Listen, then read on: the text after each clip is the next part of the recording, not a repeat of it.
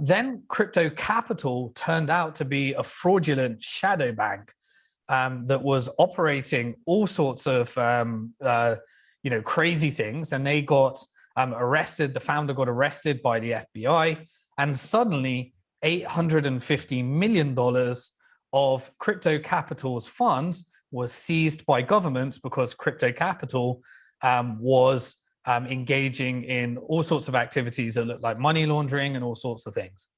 So through no fault of their own, Tether had a hole of $850 million that they needed to figure out what to do with.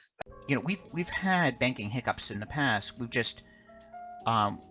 We've always been able to route around it or deal with it, open up new accounts or what have you, shift to a different corporate entity.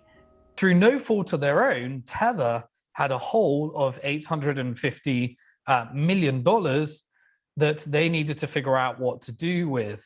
There've been lots of sort of cat and mouse tricks that everybody in the Bitcoin industry has to avail themselves of.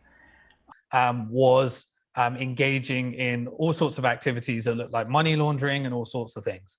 Which is what's been a problem for us in opening up additional accounts and new entities and stuff like that. All sorts of activities that look like money laundering and all sorts of things.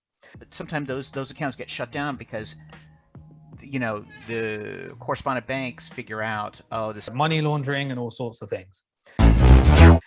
We end up in this scenario. And so an account called Bitfinexed started to create all theories around the entire Bitcoin bull market being a function of Tether, and that they were printing money in order to buy Bitcoin, and they created the whole Bitcoin bull market.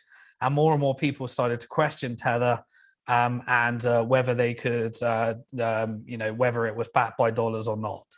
And so suddenly this $850 million through the shadow banking system, through crypto capital, got seized by governments, and then it was no longer fully backed.